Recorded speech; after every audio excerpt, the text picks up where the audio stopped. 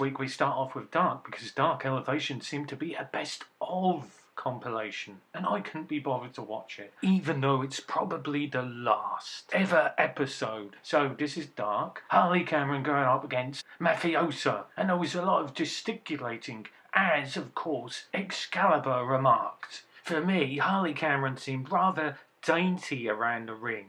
Not a criticism, just an observation. And she wins by the backstabber. Emi Sakura at one point in this match did a crossbody on Rekata Haka, who's propped up on the steps. That's amazing. Mai Saruga is not as physical as Emi Sakura. Baliar Aki accompanied Emi and Mai Saruga to the ring, but he couldn't keep out of the match. He had to interfere, giving Emi and May the advantage, allowing Emi to do a moonsault on Ashley D'Amboise, and of course, picking up the win.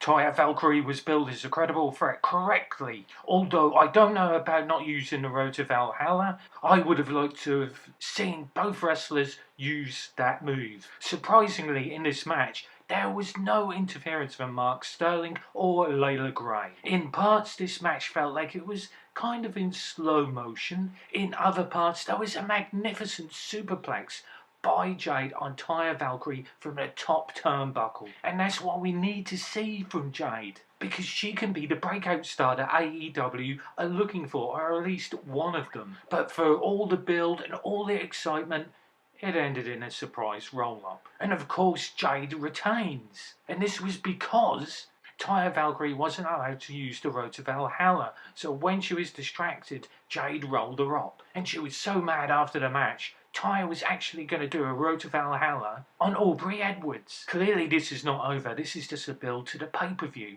where probably Jade might lose. And hopefully they'll both be allowed to use the Road to Valhalla and Jaded. Then we got a promo from Britt Baker and Jamie Hayter.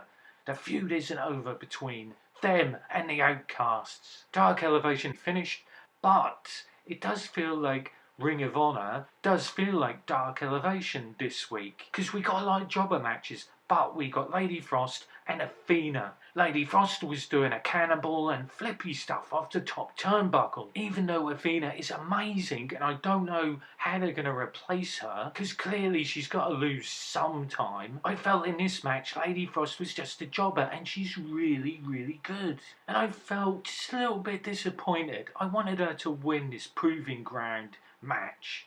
Never did I ever think that Diamante would win against Sky Blue, but these two wrestlers put on a great show, and I'm sure they talked about this behind the scenes before coming out, because we got a series of fantastic roll-up pins, and then Diamante did a German suplex on Sky Blue on the hardest part of the ring, which of course is the apron, and this cleverly ended in a roll-up. Sky Blue won. Then the amazing Athena Palmer appeared on the top of the ramp and stamped on Sky Blue's cap, clearly calling her out. Ring of Honor's women's matches were really good this week, although rather predictable. And my wrestler of the week is definitely Lady Frost, with that spinny, flippy thing she did off the top turnbuckle. We finished the week on Rampage, with Anna Jay facing Ashley D'Amboise, and this was basically a squash match. But it was nice to see Anna Jay actually win, because I can't remember which actually won last.